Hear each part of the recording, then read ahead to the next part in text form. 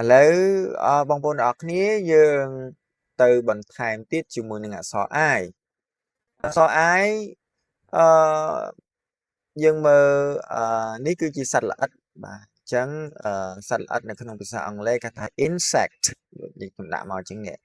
insect interesting ឃើញទេ interesting interesting insect សត្វល្អិតដែលគួរឲ្យចាប់អារម្មណ៍បាទឃើញទេអានេះក្នុង IPA របស់វា phonetic symbol របស់វាពាក្យដែលមានន័យថាដែលយើងអាចអាន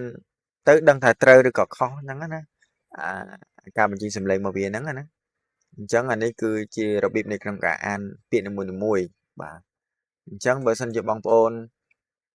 ចេះអាន phonetic symbol ហ្នឹងឬក៏ IPA ហ្នឹងគឺបងប្អូននឹងច្បាស់ក្នុងចិត្តហើយថា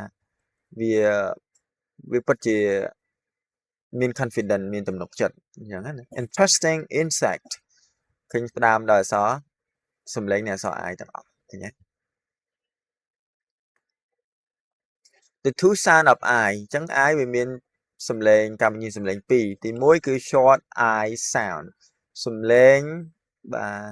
ទ I បែបខ្លីយើងបញ្ចេញរបៀបណានេះ how relax your mouse មានមាត់យើងrelax វាកុំឲ្យធ្វើឲ្យវាពិបាក and make a quick short sound from the throat ហើយបង្កើតសំឡេងលឿនហើយខ្លីជាមួយនឹងបាទកំពង់ករបស់យើង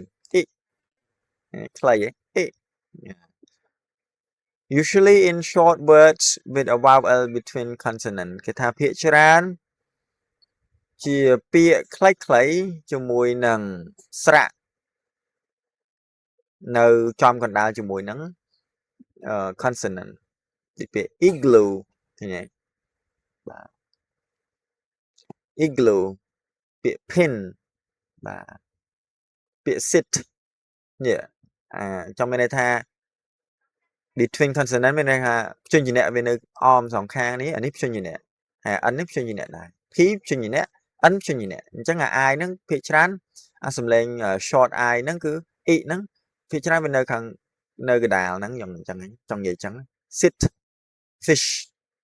igloo ឃើញទេនេះអាហ្នឹងអា igloo អានេះគឺ stress សង្កត់វា igloo អានេះ pin អានេះ sit igloo នេះផ្ទះតកណា pin បាទ pin ហ្នឹងគឺយើងភ្ជាប់អីមួយឲ្យជាប់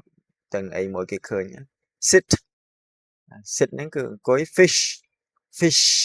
ត្រីបាទឃើញទេឥឡូវខ្ញុំដាក់មកទាំងអស់ដើម្បីឲ្យបងប្អូនកាន់តែមានទំនុកចិត្តជាមួយនឹងការរៀនសូត្រហ្នឹងទី2 long I sound សំឡេងរបស់វា sound exactly like the name of the letter I itself អញ្ចឹងវាសំឡេងរបស់វា I នឹងឯងបាទអាហ្នឹងគឺវែងឃើញទេ I អាមួយ i ចេញពីកំពង់កមកខ្លីអាមួយ I វែងហ្នឹង often rule របស់វាច្បាប់របស់វាគឺ often happen when there is a silent e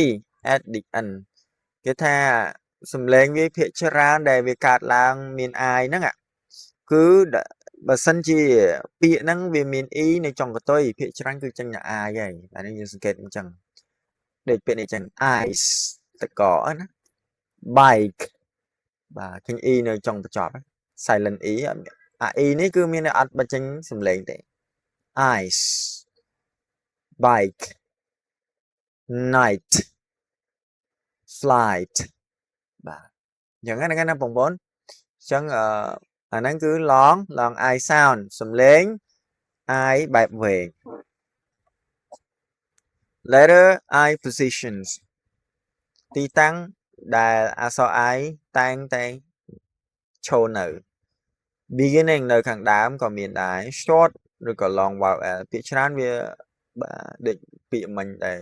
យើងបាននិយាយគ្នាណាវាមាន igloo អានេះគឺជា short igloo ដល់ពេលនេះ ice ណាយើងមើលនៅក្នុង phonetic symbol ដឹងហើយនេះអានេះឃើញគេដាក់មកខុសគ្នាអានេះគឺមានន័យថាគេសំដៅដល់ short I អានេះគឺសំដៅដល់ long I AI នេះបាទ it អានេះ i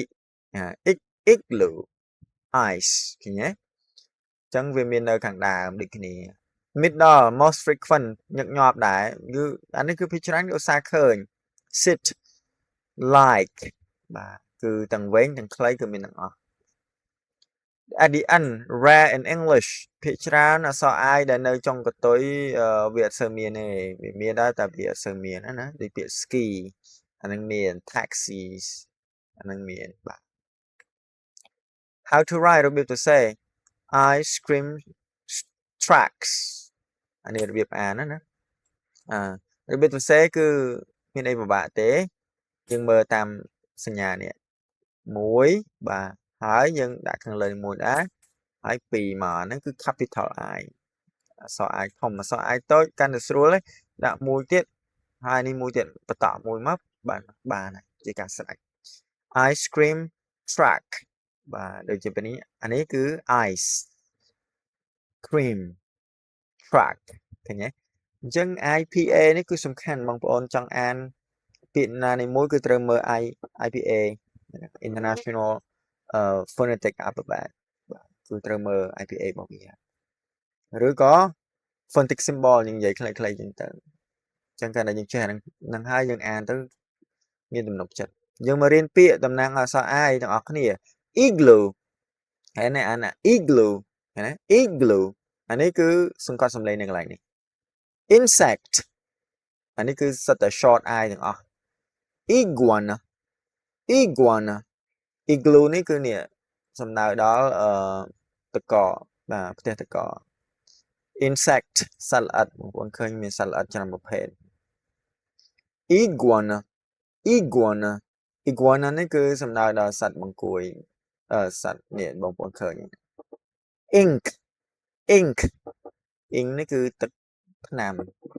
បាទដូចទឹកហ្វឺតទឹកអីហ្នឹងក៏គេហៅ ink ដាក់